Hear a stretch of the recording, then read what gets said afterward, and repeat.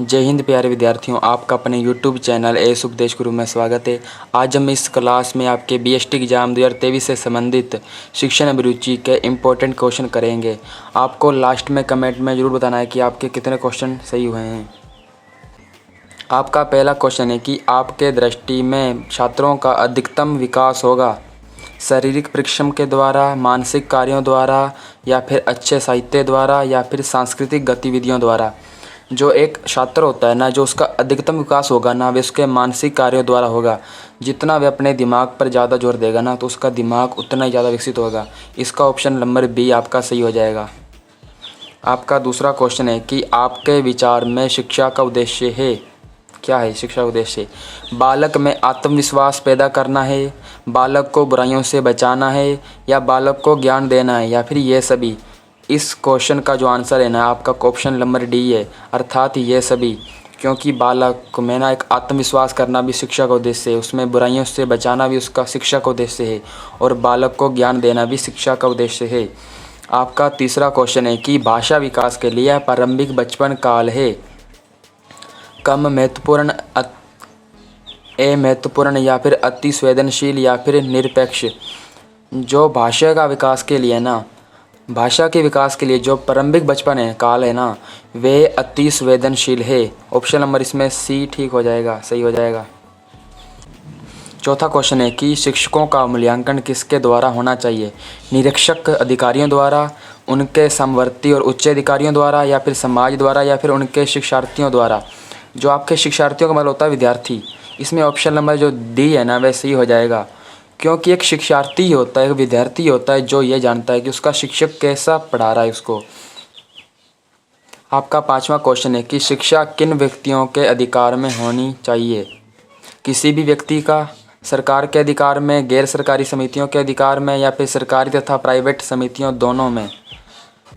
इसमें आपका option number D, अर्थात सरकारी तथा प्राइवेट समितियों दोनों के अधिकारों में होनी चाहिए। जो आपकी शिक्षा जो है ना, वे सरकारी तथा प्राइवेट दोनों समितियों के हाथों में होनी चाहिए।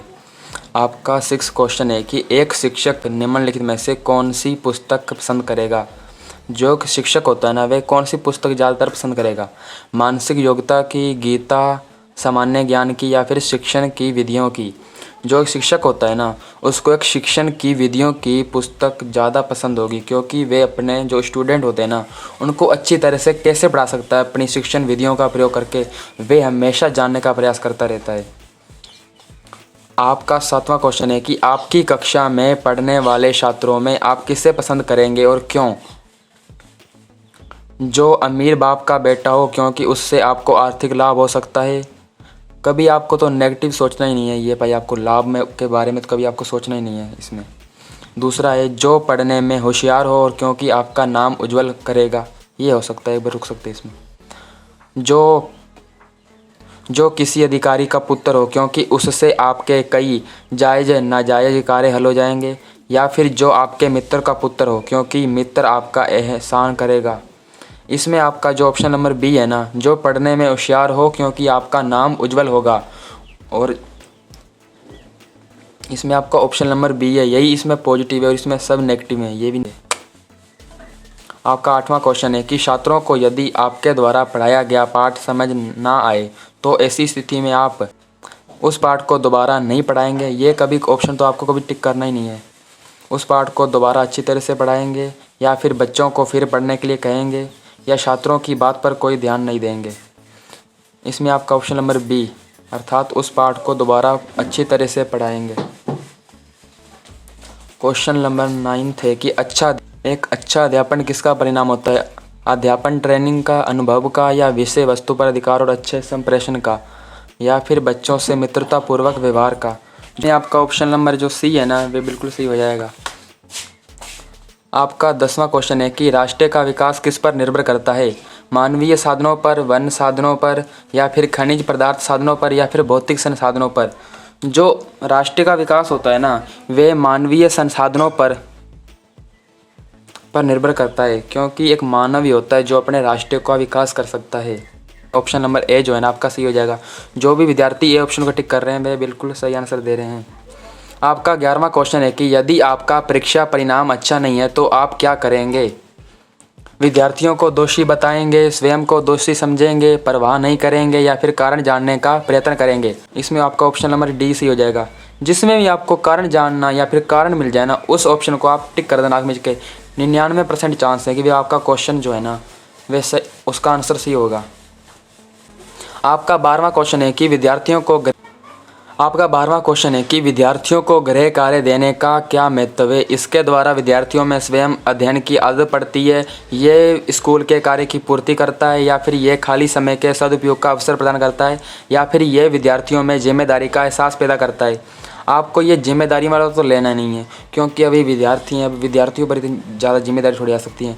इसमें आपका जो ऑप्शन नंबर ए है ना वह बिल्कुल सही हो जाएगा, क्योंकि इसमें विद्यार्थियों में ना स्वयं अध्ययन की आदत पड़ती है, और जो विद्यार्थी होते हैं उनका पढ़ने का फर्स्ट काम है। तो इसमें आपका ऑप्शन नंबर ए ही बिल्कुल सही बैठेगा। क्वेश्चन है कि चुनावों में आप क्या करेंगे। हर हालात में अपना मत डालता हूँ, या फिर वोट नहीं डालता, या फिर वोट डालने जाता हूँ यदि कोई मेरे लिए वाहन की व्यवस्था करता है, या समय मिलने पर ही वोट डालता हूँ। इसमें आपका जो ऑप्शन नंबर ए है ना बिल्कुल ठीक हो जाएगा, क्योंकि आपको ना जो अधिकार मिला है ना उसका आपको अधिकार है कि आपको चुनावों में ना वोट डालना है, तो इसमें आपको हर हालात में अपना वोट डालना ही चाहिए। इसमें ऑप्शन नंबर ए सही हो जाएगा। आपका 14वां क्वेश्चन है कि परिवर्तन के लिए अध्यापकों का क्या योगदान होना चाहिए। समाज सेवा द्वारा राष्ट्र को महान बनाना, सभी स्तरों पर नेता के रूप में योग्यता देना, विभिन्न संस्थाओं के बीच सह संबंध पैदा करना, या इनमें से कोई नहीं। जो आपका ऑप्शन नंबर ए है ना समाज सेवा द्वारा राष्ट्र को महान बनाना, वह बिल्कुल सही हो जाएगा। आपका 15वां क्वेश्चन है कि भारत में भिन्न भिन्न समुदाय सभ्यता क्यों है। बहुत से राज्य होने के कारण, जाति भेद होने के कारण, या फिर भाषा के अंतर के कारण, या इनमें से कोई नहीं।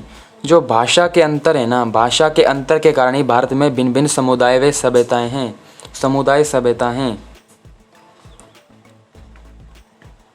आपका 16वां क्वेश्चन है कि छात्र नैतिक शिक्षा को तभी ग्रहण कर सकते हैं जब शिक्षक स्वयं उसका आचरण करे, परीक्षा में इससे संबंधित प्रश्न पूछे जाएं, या फिर नैतिक शिक्षा सबके लिए अनिवार्य कर दी जाए, या फिर नैतिक शिक्षा को पाठ्यक्रम में जोड़ देना चाहिए। इस ऑप्शन नंबर बी, परीक्षा में इससे संबंधित प्रश्न पूछे जाएं तो जो नैतिक शिक्षा है ना वे तभी छात्र ग्रहण कर सकेंगे। इसमें आपका ऑप्शन नंबर बी ठीक हो जाएगा। आपका 17वां क्वेश्चन है कि यदि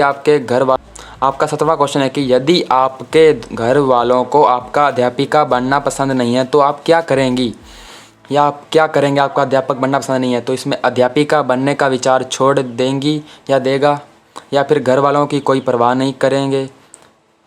आपको ना तो अपना विचार छोड़ना है और ना ही अपने घर वालों के मतलब खिलाफ जाना है।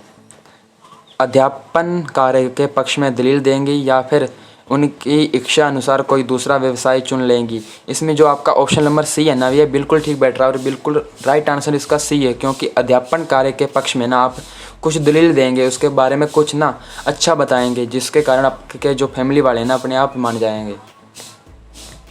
आपका 18वां क्वेश्चन है कि कक्षा में शांत वातावरण तभी रह सकता है जब कठोर अनुशासन हो, अध्यापक और छात्रों में परस्पर सहयोग्य हो, या केवल छात्रों का सहयोग्य हो, मनोरंजन कहानियाँ सुनाई जाए। इसमें जो आपका ऑप्शन नंबर बी है ना कि अध्यापक और छात्रों में परस्पर सहयोग्य होना चाहिए।